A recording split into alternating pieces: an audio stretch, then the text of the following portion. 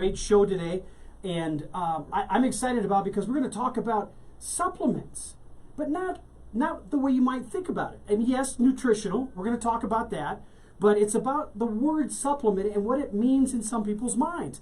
And it doesn't always mean that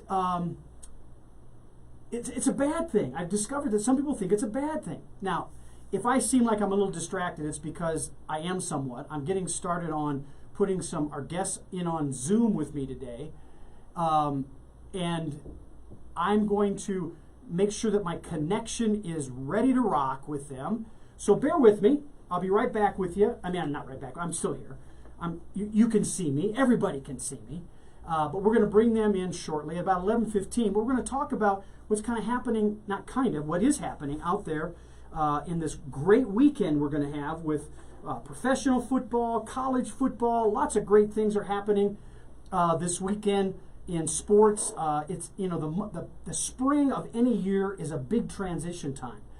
You've got the biggest interview of college students that I've ever seen. It's over 300 young men are trying out interviewing for a position with an NFL franchise. And there's a couple of things happening this weekend. There is the American National NFLPA Bowl game, as well as the East-West Shrine game. And those are where young men are actually physically trying out and being seen by scouts of NFL franchises as they play in a game. And they hope that they might get a nod to take some spots at the NFL Combine, which is coming up in the next few months. Which will be literally the official interview of those young men in their attempts to get the job of their life. But it's the only job I've ever known that you physically work out as part of your interview, as well as sitting down and being tested by professional coaches with an NFL franchise to justify their choosing you to be part of their team. It's an amazing process. I've been there. I've seen it. I'll be going back to the Combine again this year and looking forward to hopefully getting some interviews for you for 360 Performance right here at KUHS. It'll be on a Friday, by the way, at 11 o'clock Mountain Standard Time, or at a different time in the time zone that I'm in. But if you're in Colorado, you could tune in at 11 o'clock. Does that make any sense? Well, our guests today are Eric St. Pierre, who is the founder of EPS Sports Performance. They are a physical therapy and training company. I'll also be talking to one of his key people and leaders, Dr. Mary Finck. She's a PhD in physical therapy. I have to be quite truthful with you. When we talk to Mary, I'll be talking to her about her techniques and her specializations. But I also have to admit to you guys that Mary is also someone who pokes me with needles. So for my pain and the drain that I need, she helps me out with getting my health and wellness back on track. So as I say that, let me click into my Zoom contact, and we'll get that going. But we'll bring them in at about 11:15 with Eric when they magically appear behind us on the screen. So with that being said, let me get right to it. Some news of note in the world of sports. I'm going to start off with baseball because it's just very interesting to me. We had the cheating thing that has the Houston Astros were involved in that, but also there have been some backlash to other teams, Boston Red Sox being one of them. They lost, after the Astros fired A.J. Hinch and Jeff Luhnow on this last Monday. There's been a huge investigation by Major League Baseball. So the Red Sox, they had a mutual parting of the ways with Alex Cora on Tuesday. Now that being said, Alex Cora, I mean, he contributed a lot of great stuff. And I see that I have Eric. How you doing this morning, sir? I will be with you shortly. Let's make sure that I have. Can you hear me? Let me get.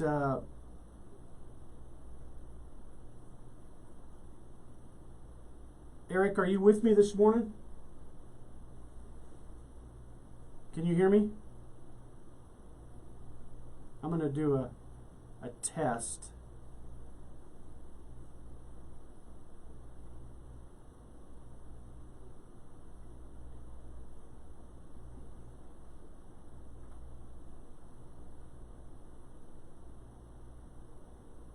Say something to me, Eric.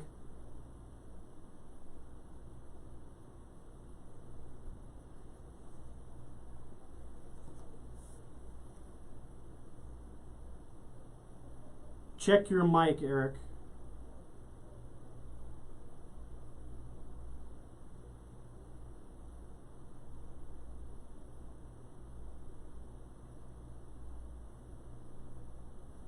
Do I have you now? Nope, don't have you now. But we're gonna get there. We're working through.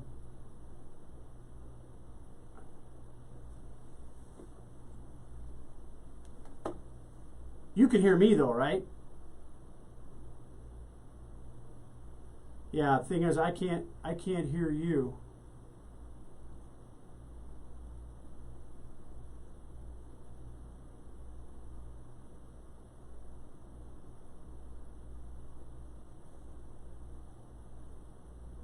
Hold up, my friend. Let me see if my levels are up.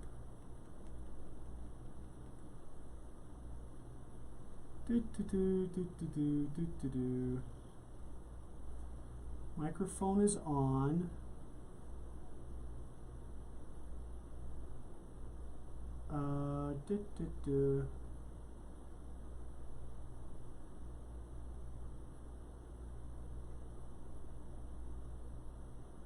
Well, I sure get microphone readings. I just don't hear you through my speakers. I'm going to have to get Henry, if you're listening to me, come on in the studio and help me out with getting the sound squared away here behind me. All right, Eric, hang with me. You're looking great. I'm going to keep with my report. I can't get his sound coming through my system. Well, because you're not on. Okay. Well, here we go. See, I knew there was something. So as I was saying, the Red Sox have some problems, but let me switch to something else that's kind of surprising in the sports world, which we may talk about this with Eric St. Pierre of EPS because Cochilli with the Panthers, he's retiring at the ripe old age of 28, which I found kind of extraordinary until you start looking at what has this kid done. He's retiring on top. Here's just a list of some of the things he's done. He's number 9 as an overall pick when he was taken by the Panthers in 2012. And the next thing is he's had 164 combined tackles just as a rookie in his rookie season. He was because of that, was the Defensive Rookie of the Year in 2012. Then in 2013, Defensive Player of the Year. He has averaged over 100 tackles a season in the 8 seasons he's been there. And 7 times he's been to the Pro Bowl. So, Eric, give me a good morning. Morning. Oh, look at there. We have noise and sound. So hang with me, brother, as I get through this initial report, and we'll get right to you. So, Coachella was extraordinary in that he announced his retirement at the ripe old age of 28. But as I define retirement, for me, it would be going out on top. So that's what he's done. In my opinion, 7-time Pro Bowler and 5-time All-Pro at the ripe old age of 28. I think the kid's done pretty well. So I'm not going to question too much further why he's retiring, and we'll talk a little bit about what I think might be some of the reasons. His body, his mind need to be preserved. And who better to talk about that than those in the world of therapy and providing physical therapy and emotional support to those athletes of all different kinds of sports, which is what we're going to talk about with ESP and its founder, Eric St. Pierre. And then we'll expand on that a little bit when I have a chance to talk to Dr. Mary Finck, because one of her specialties is brain trauma and working with patients from all different sources of brain trauma, not just sports. Okay, so as I say that, I've got friends out there that are big-time Clemson fans, and they were really, really upset when LSU beat them for the national championship. But I guess maybe the basketball team, the men's basketball team, felt a little bit like they needed to kind of back them up a little bit, and they beat up on Duke. Now, Duke had a record up to that point of having a winning point separation of almost 22 points. 21.5 points was their winning margin of games up to that point. Well, Clemson beat them 79-72. That wasn't a one-pointer or a three-pointer. It was a 7-point swing. Now, some would say, well, was Clemson at home? And, they had the home field advantage. I'd say, no, not in basketball. Football, baseball, maybe. And some would disagree because if you've ever gone to a Duke game and been on your bench and you're a visiting team, the student section is right behind you. So there might be some influence at Duke, but in general across college basketball, I don't think there's really that much to be said about home field advantage when you're at the quality of physical and floor performance that these college basketball teams are at. So, great job, Clemson, taking on Coach K and the Duke Blue Devils in that win. Now, it's just interesting what's going to happen in basketball. I look at the Big Ten. I'm watching my Hawkeyes. I'm an undergrad alumni of the Iowa Hawkeyes, and I played basketball for Coach Schultz and then Coach Olson when I was a sophomore. So I'm very big on college basketball. And there's so much parity that's going on in sports these days at the college basketball level. Just looking at the Big Ten alone would give you an indication of that. To me, it's a testament to the physical skill set that these young men and women bring to the table with their basketball talents. But also, I want to remind people that this might be biased because I was a basketball player at the college level, but we don't wear pads. We have more contact on our bodies for a longer period of time than football players. Now, one might argue when you look at soccer, but I would say that you can run away from it if you want to. You've got a really big field. So the amount of contact in the period of time that basketball players play in that close proximity, you can't run away from it like a soccer player or a lacrosse player might be able to. Now, I'm not taking anything away from when there is contact. It's violent. It's equivalent to, like they say in football, two cars running at each other at 35 miles an hour or faster. And how do you take that? Pads or no pads? Basketball, we don't wear pads. And we're constantly bumping and grinding with each other. So college basketball, physical qualities, skill set is huge with where the parity is going, and that coaches are always aware of what's going on. So before I get to my guest this morning, I got to talk about the NFLPA, National Football Players Association. They've got a bunch of bowl games this weekend, and two of them of note. You've got the American versus Nationals NFLPA branded bowl game, and then you've got the Shrine Bowl, the East-West Shrine game. Those two will be followed up by the Senior Bowl. So you've got three opportunities for college football players to show their best self. Now, there's less of a face-to-face interviewing process that goes on with the player and coaches, but the scouts are there. So the franchise scouts are watching these players go through drills, full pads, against each other, and then they get to play a game. I don't know of any employment that any of us would have that would require us to dress up in our three-piece suit, get on our heels, our pencil skirts, whatever you wear to be professional in your world, regardless of gender, and then have to be watched in specific drills doing your job. And then that's not all. Then go actually perform your job with no guarantee that you're going to get paid for it. It's just an audition. That's what these kids are going through at these bowl games. And what's also interesting, NFL football has done a great job of bringing some parity. A lot more state schools, a lot more Division II schools are being asked, these players are being asked to show up. Mid-majors, Division I mid-majors, they're small population schools, but still playing a great game. One of those of note for me is Central Michigan, where Jonathan Ward, who's a running back, he's going to be on the American team on their roster for that American versus Nationals game. And the reason I noticed is because Jim McElwain's the head coach. They went to the New Mexico Bowl this season, and Coach McElwain's first season was Central Michigan. But you've got other schools of note like Northern Colorado, North Dakota State. Appalachian State has actually 2 players. And also know that the schools I just mentioned, like App State and North Dakota State, they've got some notable NFL professionals in the league. So it's good to see that the NFL is opening up the opportunities to smaller schools. Okay. So with that being said, I looked at my watch. You may not have noticed it, but I did. And I noticed that it's quarter past the hour. Now it's 16 past the hour. And I'm late. I'm a minute late to welcome the gentleman that's over my shoulder. Not literally, but he's visually over my shoulder. And that's Eric St. Pierre. Good morning, Eric. How you doing? Glad to have you with me. Good morning, Lowell. I'm doing great. Thanks for having me. Well, Eric is here because he represents a business in the Denver metro area, in particular I would call it the Broomfield, Louisville, that whole area and community, drawing in athletes, coaches, and people from the community to rehab themselves in any number of ways. And we want to talk about that. And I'm using the word supplement as a way to kind of stimulate the conversation.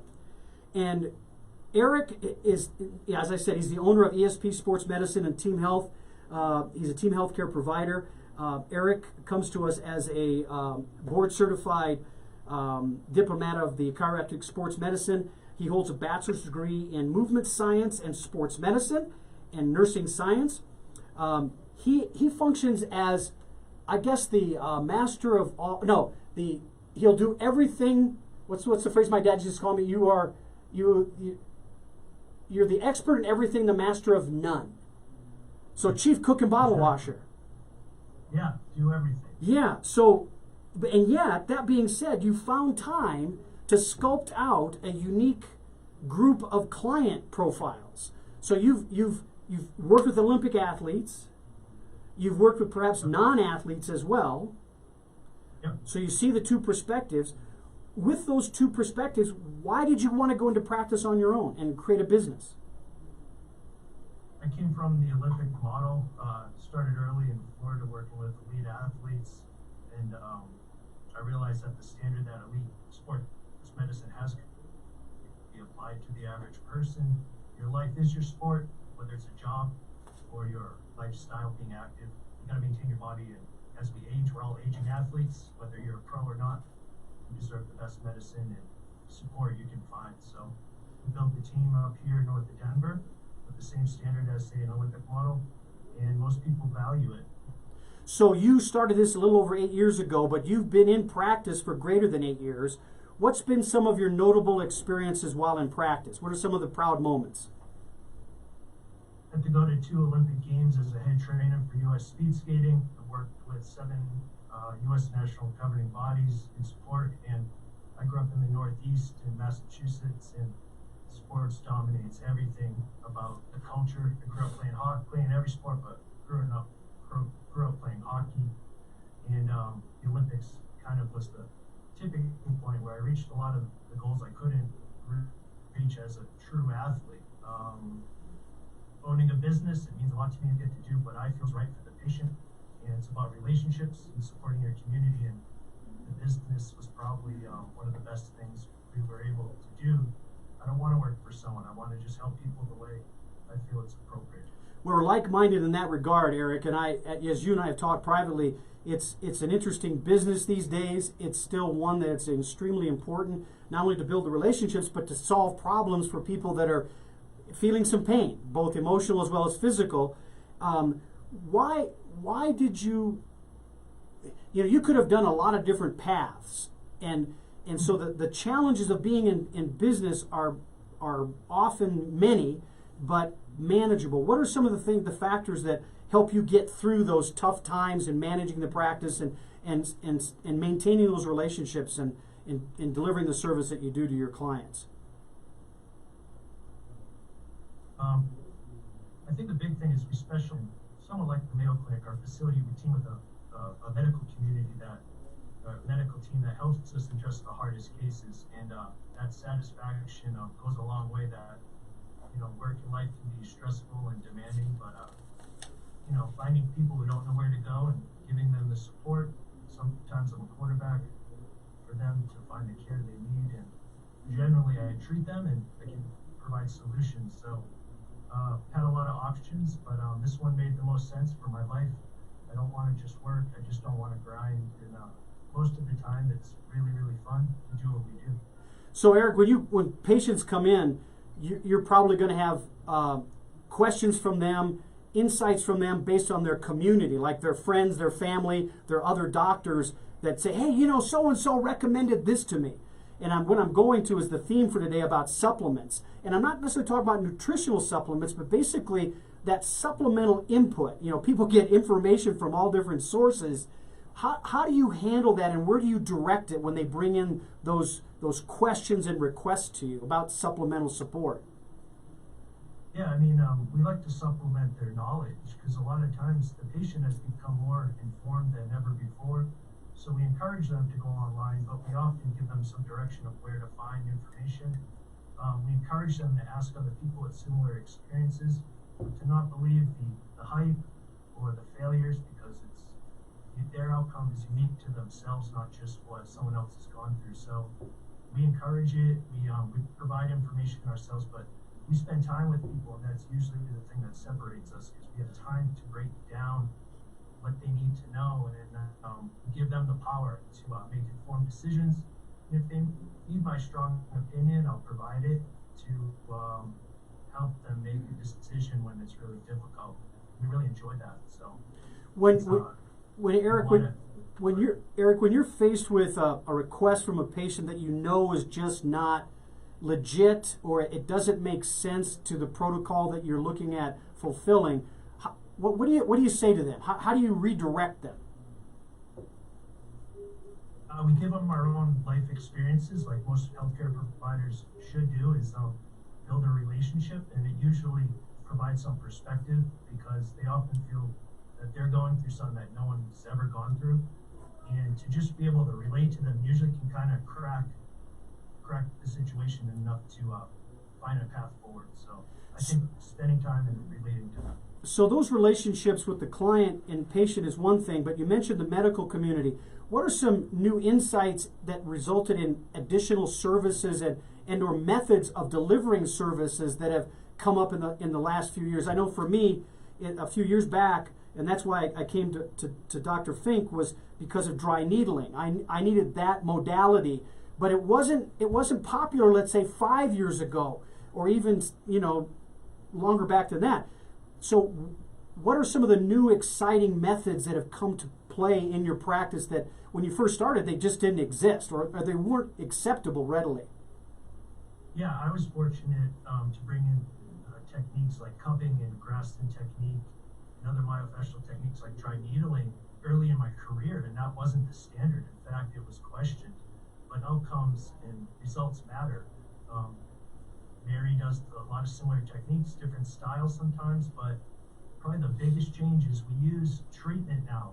Ancient techniques, we've made them contemporary, but we use treatment diagnostically to see how your physiology responds. We don't just treat to make you feel better, because that can be, you can spin your wheels for a long time if you only do things that you think make you feel better. We want to create change. So now treatment is diagnostic. Most people don't practice that way, and aside from using the old techniques in a modern way, we've blended East and West, or medical and conservative. One's not better than the other, and we find what's right for you, and that's been the biggest difference. And most people are starting to practice that way. I want to emphasize what Eric St. Pierre just said, because that to me is what I recommend to my athletes and my executive clients, is that you are not the same as someone else. So if you bring me something that fit someone else, it doesn't necessarily fit you unless there's been a good, accurate examination of the treatment and the impacts of treatment on you to see about the good fit. So I'm very grateful to what Eric has said as a general practice criteria, but also that if you're looking for good service and support that's really going to make sure they differentiate what they provide to you, that it's a good fit. ESP and Eric St. Pierre's group there is a place to go. That was my mini infomercial, Eric. I just so you can see what I did there. I kind of okay. Yeah. I don't want to be too subtle. Too subtle is not always good either. Nice and strong. So treatment differences are awesome. I'm going to ask you about some of the elements of basic fundamentals about your practice. You're located where again? We're in Lafayette, north of Denver, between Denver and Boulder, essentially, in a bedroom community in the eastern part of Boulder County. And where would you ask people to go to inquire about your services, support, and how to connect with you? Yeah, the best way is online. Look for ESP Sports Medicine on Google, for instance. You'll see videos, other educational formats that you can learn a lot about us individually, what the services we provide. Let's do some prompting and promoting of any teams or groups that you support. What are some of the maybe sports teams or medical professionals that you use routinely that you'd like to recommend if people need them? You mean facilities around the area? Yeah, like for example, do you do any work with any teams? Because a lot of physical therapy and sports medicine groups actually job themselves out for teamwork. So you promote those teams, or there may be an orthopedic that you work with, or a neurologist that you want to prop and promote. Yeah, one of the hardest things to find is physicians, specialty physicians that can help manage pain, wellness, and help diagnose something that might ultimately need surgery or might need a therapeutic window for relief. So we work with Integrated Sports and Spine. They're physicians that do pain management, physical rehabilitation. I work with U.S. Speed Skating occasionally still. It's been years since I worked full-time with them, but I do travel. I went last year to Poland with them.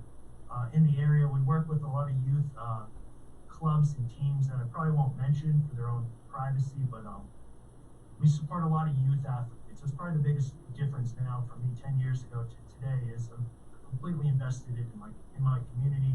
A lot of young kids holding the kid's hand and the parent's hand to make a decision of what they need to do to manage their health. But that's probably the best relationship. So right around the Boulder, Lafayette, Louisville area. Awesome. We're working with a lot. So, as Eric has just said, take a look at the ESP Sports Medicine on Google and do a search. You can also search his name, Eric St. Pierre, on the internet and Google if you want to talk to him directly. But always look at 360mindset.com and put in your questions, put in your comments.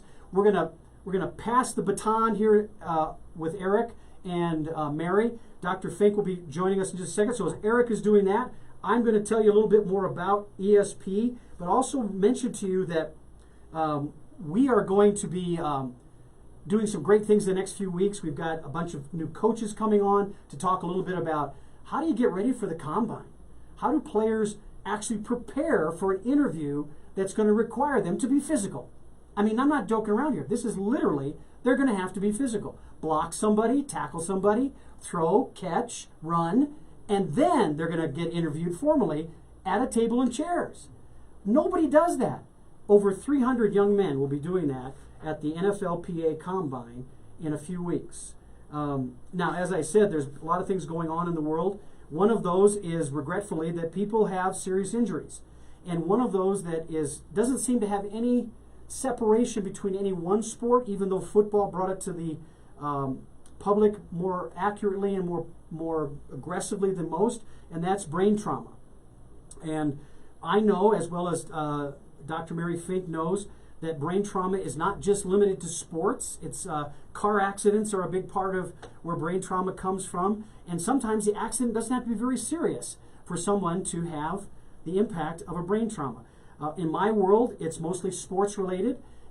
Interestingly enough, I've discovered over the years that women's soccer has a higher percentage of brain trauma or brain stem trauma than any sport.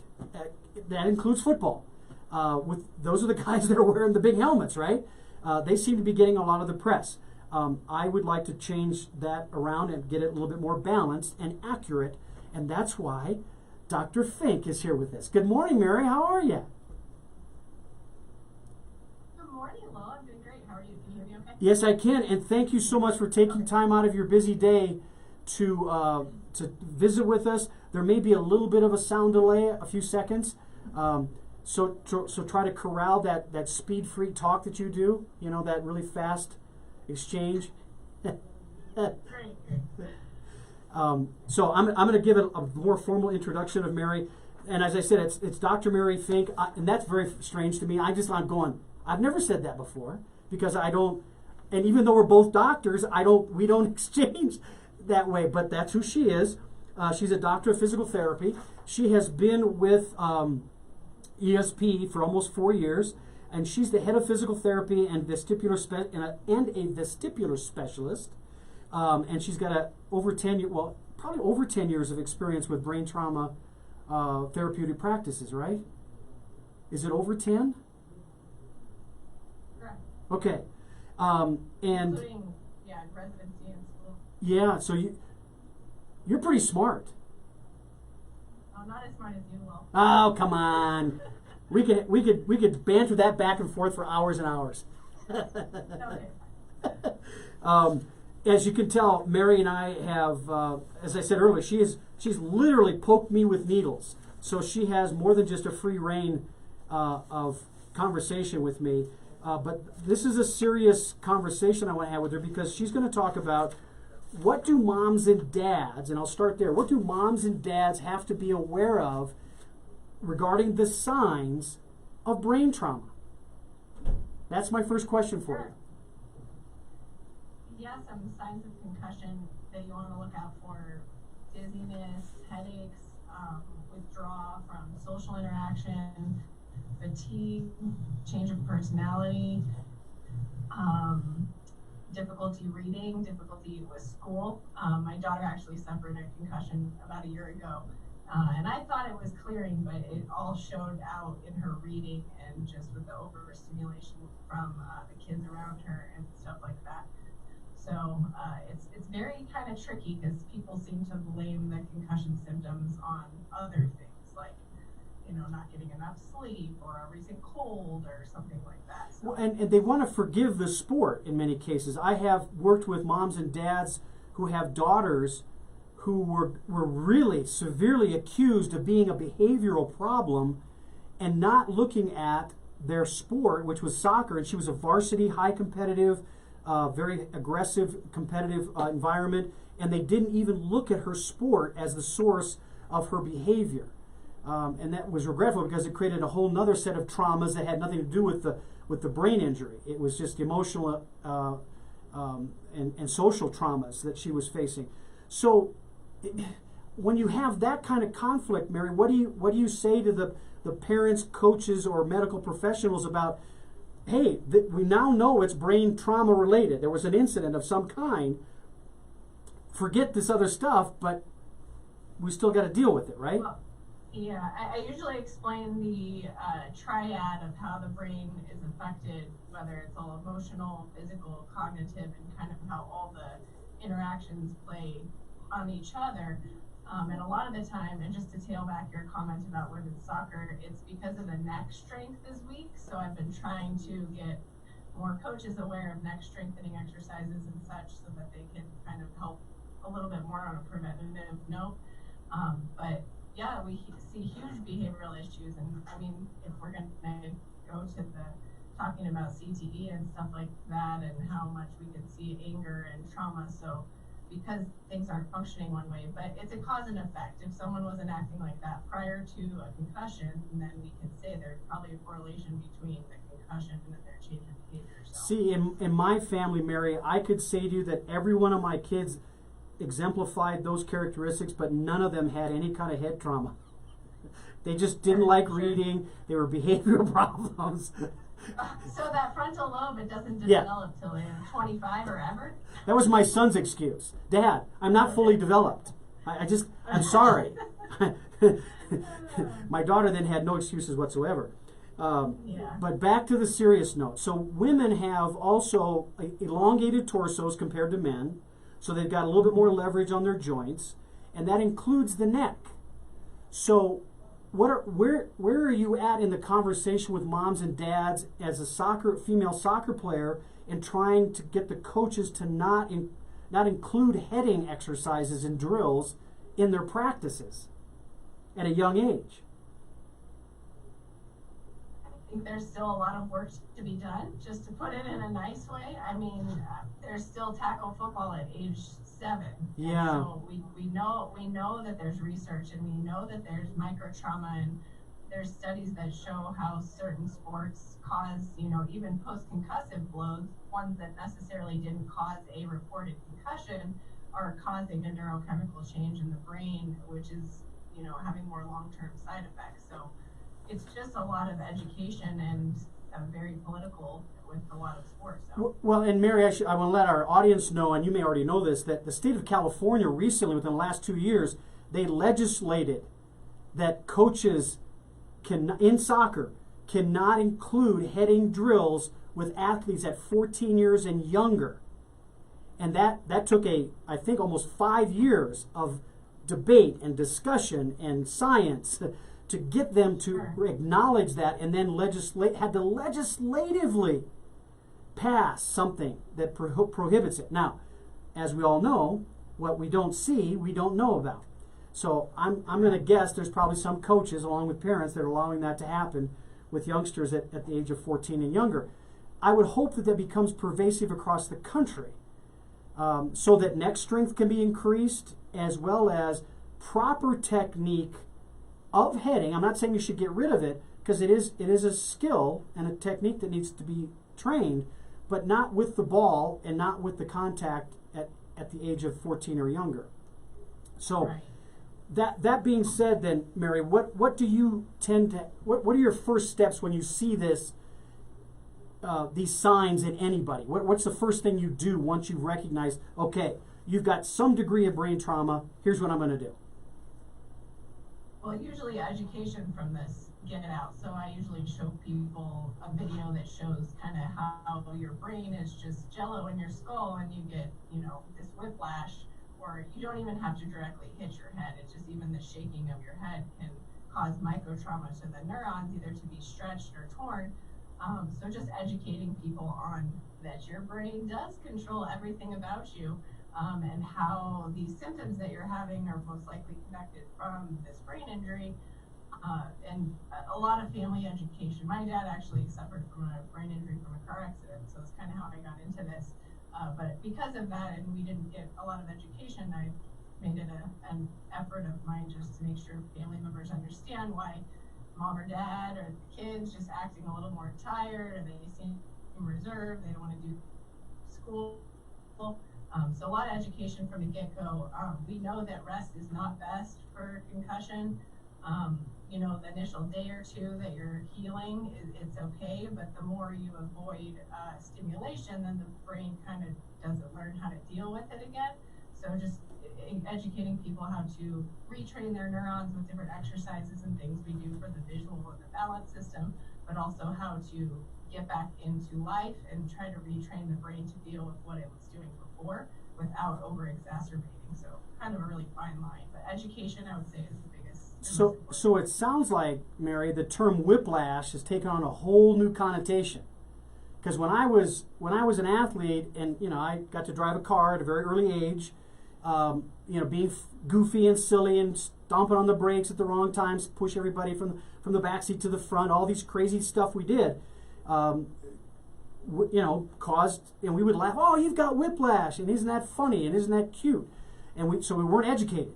We didn't know. Now, I'm not saying that kids should stop being kids and silly, but with a certain amount of knowledge, it keeps them safe and makes them more aware.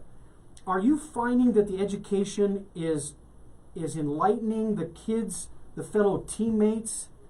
And if so, are you seeing that kids are helping their teammates recognize what's not right? If the education's there and someone suffered a concussion themselves, they're probably going to be more likely to say, to their teammate, this might be going on. The hardest part with sports and athletes is people want to play. So they're willing to just kind of suck up the symptoms and go. And sometimes the brain can heal, and sometimes, it's okay if it's really mild, but sometimes just that second injury within the window where the first one hasn't healed, it just becomes this cascade effect of future deficits. Some have accused me of being in a constant state of healing, and that I'm just constantly healing and healing and healing. But that's a whole nother. Okay, there was a bad use of a joke there. I'll try again sometime later. So have you been asked to go talk to kids at team meetings and share with them, here's how to protect yourself, here's how to watch your teammates, here's how to be aware? Because it's not just one set of eyes on the sideline that helps these kids identify when they're in need. Mm-hmm. Yeah, I've talked with, high schools with the athletic director and a bunch of different athletes and different sports. It's just, it's really hard because I think people knowing what signs to look for, the symptoms, is important. But once it's happened, it's just that there's really pretty decent education for coaches, and there's a requirement of coaches to watch concussion training. But where the void is between the field and the provider. And I just find that a lot of primary care doctors aren't as knowledgeable about concussions and testing and getting people into the right hands to help them get back to play. So primary care doctors are releasing kids to play, and they're not clear. So they're just, putting them in a position where they could potentially get further injured. So just teaching people about what I do and what therapists can do to help protect you and help you heal and get back quicker, but also know maybe it's not safe to quite jump in back to sport right now because it seems like you're still having some headaches or some issues and you need this brain for the rest of your life, and you don't want to compromise it too soon. So I have my super supplement shirt on, and we're talking about supplemental information. How does one get a hold of you to supplement their knowledge about brain trauma therapy and healing? Sure. So I'm at ESP Sports Medicine in Lafayette, Colorado. I also do telehealth concussion consultations. So if somebody out of the state wanted to tell me, about what's going on, and I can do a screening via telehealth, I can also be a resource for them there. So usually you just call, make an appointment, and I will get you in and do an assessment. And those are both Google searches we can do, telehealth. Yeah. And it's TELE. TELE. Just do our health. If you go to the ESP Sports Medicine, you just can set up a consultation through there. Excellent, excellent. And you guys, your practice is 5 days a week, 6 days a week? What are your hours and days?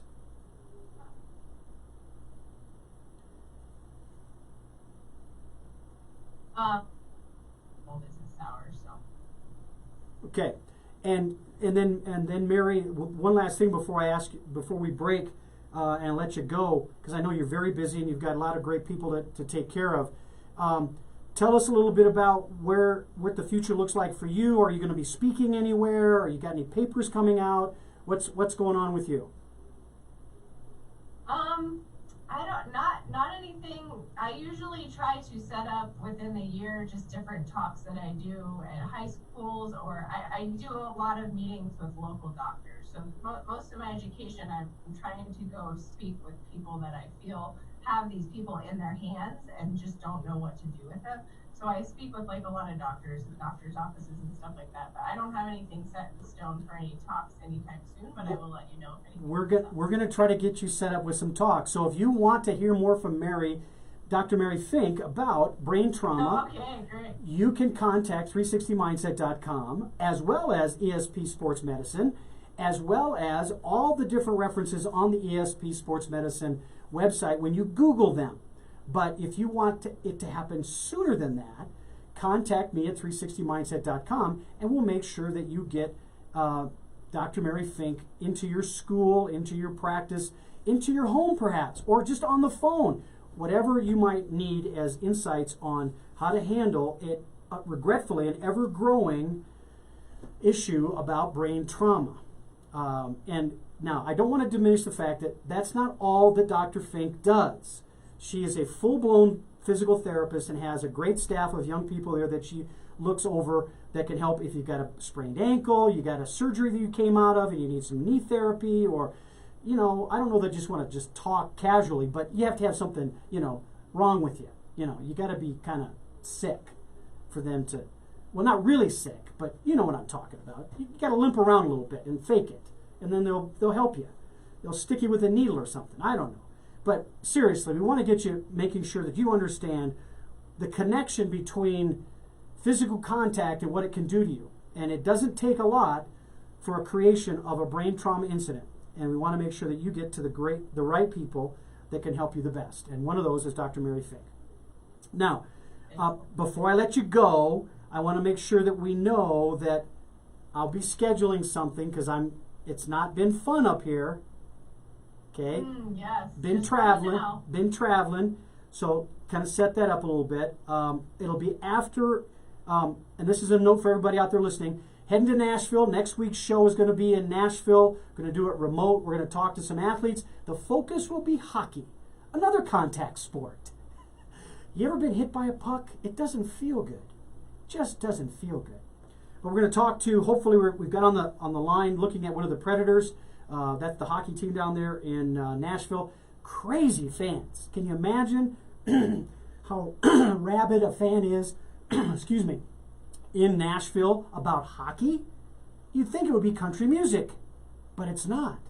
It's Predators hockey. So, thanks, Mary. Thanks a lot for being here. Thank you. Look forward to talking to you soon. Good day. Take care. Okay, bye-bye. So everybody, that's the end of the guests for today. Very, very pleased that Mary and her group are there with us. I'm so happy to have my my Superman shirt on today. It's kind of a double entendre here: supplements and Superman, because the word super is a supplement for some people because it gets them motivated. It's a supplemental thought. That's why I'm kind of twisting the word supplement. It's not a negative. Make it what you want, but make it work for you. Just like the therapy that's presented at ESP Sports Medicine, they provide supplemental insights. They provide direct insight as well as their supplemental support. But it goes to the quote that we used this week on our motivational moments, and it was from Jack LaLanne. For those of you who are old enough to know who Jack LaLanne is, I grew up watching Jack LaLanne during those winter months on the farm when you couldn't get outside, nor should you have gone outside. You would watch Jack LaLanne on the weekends. He was quoted to say this: exercise is king. Nutrition is queen. Put them together and you've got a kingdom. I'm asking you to put a kingdom together. Make sure that you are supplementing your world with that king and queen mindset, that you're physically active, you've got the right nutrition to make it happen, to fuel your effort in putting those together so that you have a kingdom that really supports what you're all about. So, every Friday at 11 o'clock, you listen to 360 Performance. I'm your host, Lowell Wightman, here at the great and wonderful KUHS Denver. It's been a great benefit every week to have the support and encouragement of the great GM Henry and the staff that we have here that supports us, all those great talk show hosts and DJs on the air that bring us the wonderful music that KUHS is known for. So as I say that, I want to remind you again about how to get in touch with us. Send us your notes and your thoughts to 360mindset.com.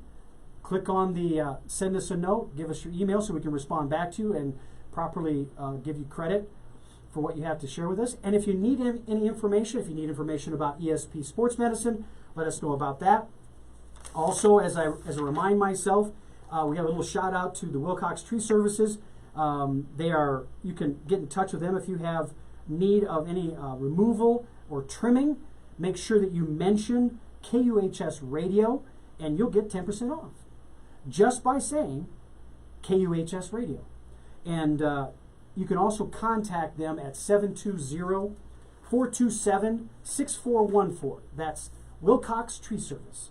Get 10% for hearing and listening to KUHSdenver.com. Now, as I kind of begin to wrap up the show for today and proceed, we've got about 10 minutes left in the show. I want to just remind everybody about choices you have, the supplements that you'll pick to your service and support that you get from sports medicine, or any therapist that you might go to, any doctor you might go to. Think very seriously about what else can be brought into the equation to help you have a healthy lifestyle of wellness.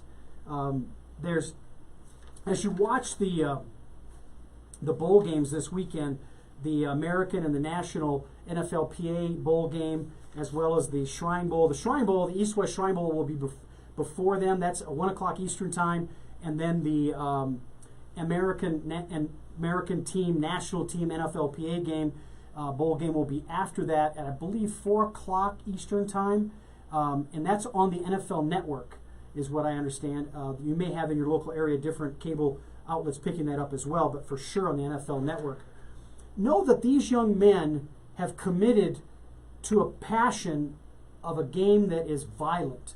And I say that knowing it, appreciating it, respecting it, but not shying away from it. Because as I've said to many people on this show before, there are human beings in our world that love contact. They love the physical contact. Now, varying degrees. Some, it's just a hug. And some, it's a hug that will take the wind out of you. And then there's people that they like even more than that. They love the jostling, the bumping, the grinding. And football is a game that allows them to satisfy those desires and honor the passion they have for the sport. Now, as I say that, the alternative would be if we didn't have that game, where would we have an outlet for those people with those varying degrees of desire for contact? Well, if it's a hug, that's easy, right? But if it's more than that, you take games away from them, they're left to find their own outlets on the streets. Now, regretfully, we have some of that already. There are violent people out in this world that didn't find football or baseball or soccer or lacrosse or any level of contact in a sport that would keep them off the streets and away from violent criminal behavior. So as I say that, I want to remind you to watch these bowl games this weekend with a level of appreciation, even if you're not a football fan. Tune in and watch what's happening and the control that's there. And know that from Wednesday of this week, coming up to the bowl game tomorrow, these young men and the coaches and the scouts that have been watching them are preparing them to deliver their best, encouraging them to bring out their best so that they can be seen and evaluated as potentially a hire for the practice squad of a franchise, perhaps for the full man roster for the NFL team. Or maybe they'll be seen by scouts of a CFL team or an international team or a Mexican team. NFL, American football, not soccer, American football is being looked at by many countries, and the NFL is doing even a greater job of promoting what they represent and how they represent it. Now, you can have a lot of opinions about the game of football, that it starts too young and that contact is too early, and I don't disagree with you, but that's still a parental choice. Knowing from people like Dr. Mary Finck and Eric St. Pierre at ESP Sports Medicine that there are consequences if you don't watch and get involved in the care of your child in those sports. For example, in football, there's flag football in the summertime, from middle school and up. There's nothing wrong with wearing protective headgear, and there is protective headgear available to protect the kids from a brain injury or just the trauma, just being shaken and not protected. Your brain, as it's not a very good way of saying it, but it sloshes around in there. And the more violent the contact, the more sloshing goes on, and the brain can bounce against the inner lining and bone of your skull, causing that jelly effect that Mary was saying about the neurons being stretched and pulled to a way that causes trauma, manifesting itself in things like slurred speech, sensitivity to light, lack of concentration, not being attentive to small facts and details. Any degree of that could imply that the brain and its neural tissue was stretched and pulled in a way that it shouldn't have. that's when you want to pick up the phone, get onto Google, and find ESP Sports Medicine and go visit them and get cleared. You might actually, regretfully, have to have a discussion with your doctor in convincing them that they need to write the referral. So, if you are interested in any more information about brain trauma or ESP Sports Medicine, by all means, Google them and give me a request on our website, 360mindset.com. I think you get it. I think you understand exactly where I'm coming from. And I'm a full supporter of ESP Sports Medicine in the Lafayette, Colorado, Louisville, Lafayette, Broomfield area. They have a lot of great relationships with medical professionals there. So you might actually get a referral from your own physician to their practice. They honor insurances. I don't know which ones, but I know that they do. So by all means, give them a shout whenever you can. One of the other things I wanted to mention to you today is getting ready for the Super Bowl. We're going to have a special show about the Super Bowl coming up. We're also going to have a special show featuring Coach Steve Fairchild. Coach Fairchild and I go back to the early 2000s when he was the head coach at Colorado State University, and I was working on my PhD, and I was working with the football program and the athletic department on the things that I do, and advising and guiding athletes and their coaches about the brain-body connection and making sure that your thoughts equate to the same actions that you prescribed. That if you're running a pattern, you run it the way you believe you're going to run it, and you catch the ball. Making those connections is what I do. Well, Steve Fairchild is now, he says he's retired. He's not. He's not coaching at the college or pro level anymore, but he is absolutely coaching and still active as a coach with quarterbacks from all over the country, from middle school to high school to college and then pros. He's working in that area all over the country. We're going to have him on the show in the next few weeks.